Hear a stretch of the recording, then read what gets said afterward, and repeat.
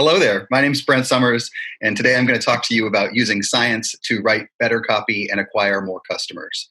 First, we're going to talk about Copywriting 101. Copywriting, as defined by Wikipedia, is the act or occupation of writing text for the purpose of advertising or other forms of marketing. In my opinion, at its best, copy, that's the text, engages people by giving them something of value, not asking them for something. A great copy persuades someone to buy because they want help, not because they feel pressured. I believe that good copywriting is concise, clear, and persuasive. Here's what you got to remember. Good copy addresses user needs. And in order to address user needs, you first need to understand what it is that your audience needs. And the way to arrive at that understanding is, perhaps unsurprisingly, by talking to them. So understanding customers deeply is an essential element of marketing. If you work for a product-led company, you already probably understand your customers pretty well and why that understanding is important to growth. But indulge me for a minute, because in case you don't understand the difference between market research and user research, I want to explain those to you because they're both important, but they're very different. Traditional market research focuses on surveys and quantitative understandings of demographics. User research is more like one-on-one interviews where you learn about people's motivations, self-identity, attitudes, and their context of use. So the UX flywheel is a framework to help you understand what users needs and how you can tap into that on both the product side and the marketing side. Flywheel has 3 ingredients. The first one is desire. Desire is about making things that people want, because that is so much better than making people want things. UX methods like user interviews and contextual inquiry can help you understand what people want deep down inside.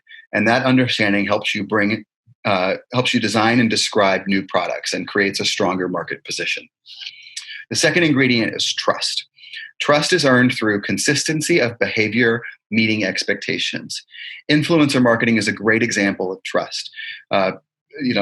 These influencers promise that they're going to create content, they create it every day, and they build up audiences, loyal audiences that pay attention to them.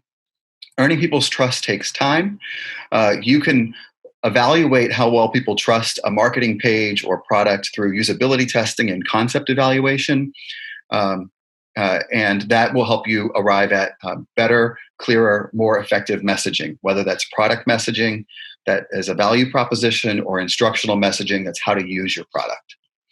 The final element is action.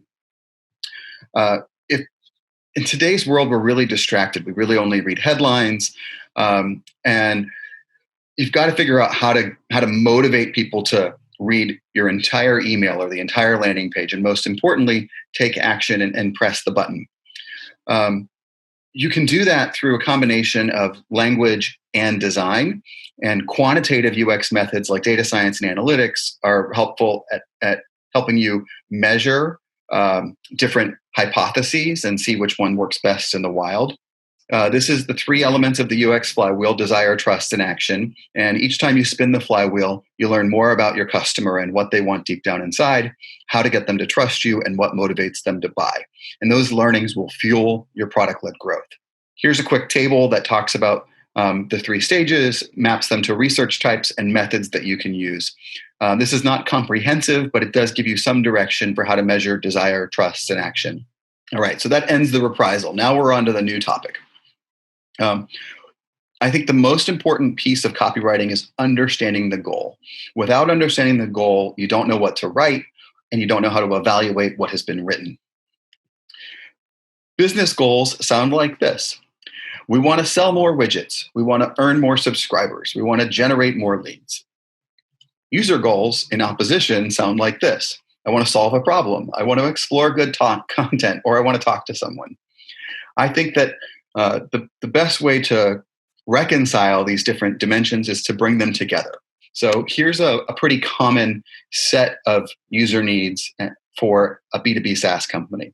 Somebody arrives on a B2B SaaS page, whether it's a homepage or a PPC landing page, you usually are trying to qualify a visitor.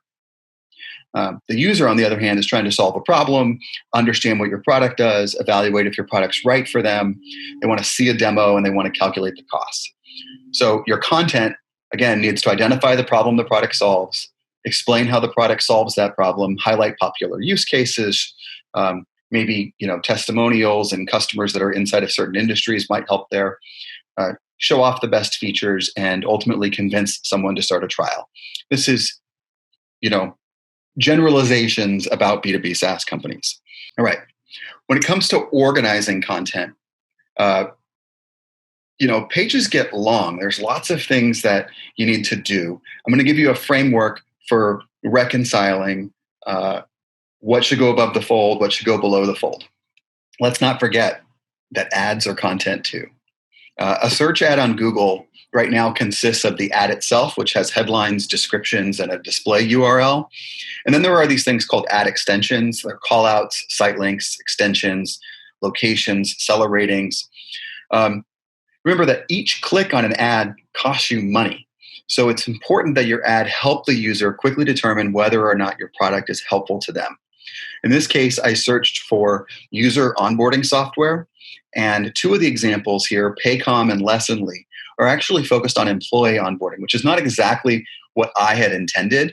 So by getting that level of specificity in the headline and the description there, Paycom and Lessonly are going to prevent me from clicking on an irrelevant ad. So that's a way that you can sort of point out to your audience whether or not your product is right for them. Okay, we're going to continue now and talk about this age-old problem of being above the fold. This is a way of thinking through what really needs to be above the fold and what you can deprioritize, either behind an interactive element or just pushing it lower down the page, or maybe altogether on a different page. I think the first thing to do is create that matrix of the business goals, the user needs, and the content objectives. Then you can brainstorm in a bullet list all of the kinds of content that you might need to put on the page. So in the case of a B2B SaaS company, maybe it's a white paper, it's a trial. You've got to always have that hook and promise, the value proposition. So now that you've got this messy list of the things that might help a user accomplish what they need to do so that you can satisfy your business goal, answer a couple of questions. How badly does the user need this content, and what impact will this have on our business goals? When you evaluate each of these items for their severity of user need and impact or potential impact on a business goal, you can map them inside of 4-quadrant framework and start to determine what goes up high, what gets a lot of saturation or contrast, what's big, what's small. So in the top right corner, that's what your page is focused on. That the content there should be showcased because it's essential to the business goals and user needs. The content at the bottom of the page, I'm calling that the include section. That's the bottom lower left. That content is not necessarily important for the business goal, for the business or the users, but it's required for some reason. That's the stuff that goes in the footer, additional supporting material. The point here is you can plot where content belongs. But again, this is just a way of thinking through what to go first, second, third, and perhaps leave out altogether or put down on the bottom of the page. All right. The next section is where we're going to bring it all together. If there's one thing that I've learned about writing copy, it's that everyone thinks they can do it. Everyone has an opinion. These tools should help you to navigate those conversations by bringing some objectivity to the situation. I came up with this heuristic framework called SCREAM that I think helps compose better, stronger headlines. So SCREAM stands for specific, clear, engaging, ambitious, and mine. There are a series of questions you can ask yourself to figure out whether or not your headline screams. Just remember this: if a headline's offensive, people might skip over it. If a headline's dull or boring, they're probably going to ignore it. If a headline seems confusing, they're going to disregard it. And if a headline seems inaccurate, they're not going to trust it. So if you ask yourself these questions, you're going to arrive at, through iteration, probably a better headline. Now, iteration and choosing which headline is best. That's what the next couple of tools are about. This one is a free tool by the Advanced Marketing Institute called Emotional Marketing Value. Headlines are most effective when they invoke emotions in the reader's minds. This free tool looks at the sounds of the words to determine their potential for emotional impact. The sounds of the words is really important. These categories or emotional impact areas, there are 3 of them, and it's basically logos, pathos, and ethos if you're into Socratic rhetoric. Intellectual words are effective when offering products and services that require reasoning or careful evaluation. Empathetic words tend to bring out profound and strong positive emotional reactions in people, and spiritual words have the strongest potential for influence and appeal to people on a deep emotional level. They're not appropriate for every situation. If you are in a product-led growth company, you might be marketing towards engineers or deeply technical people. So you've got to be really careful about those heavy spiritual headlines. I'm going to give you an example of how I've used this tool. I iterate on headlines, I plunk them into the analyzer, and I write the score down, and I put the score in a spreadsheet with conditional formatting. Now, I didn't write these headlines. These are examples that I pulled from the About page of several websites focused on aerospace innovation. So this is like the mission statement. As you might expect, the higher the value, the better the headline, right? The greater proportion of emotionally resonant words. According to the Advanced Marketing Institute, the best headlines tap into 1 or more impact groups. So some of the best performing headlines on this one, Our Reason to Believe, scores high, 100%, but purely intellectual. By contrast, We Solve Big Problems Responsibly, 100%, but entirely empathetic. So a better option might be We Are Inventors, Builders, and Doers. That's 50% across all 3 impact groups. So again, this is a way to iterate through a bunch of different headline options and use an outside perspective on which of these is best. Another tool that I really like is readability scores. So I use a free one by a company called WebFX. The more complex your subject matter, the more important it is to focus on readability. This is a competitive analysis that I did for one of our clients, Sumo Logic.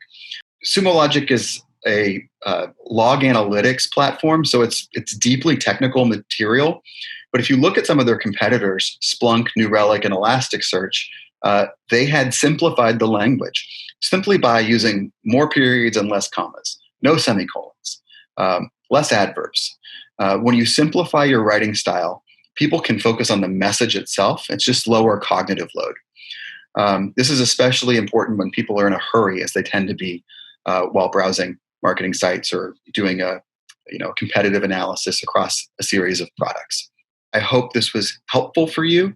I'm really interested in hearing your feedback. You can email me directly at brent@blinkux.com. I've got that newsletter where I blog every Sunday. You can get that at contentstrategy.substack.com. And of course, I'm available on Twitter at Brent Summers.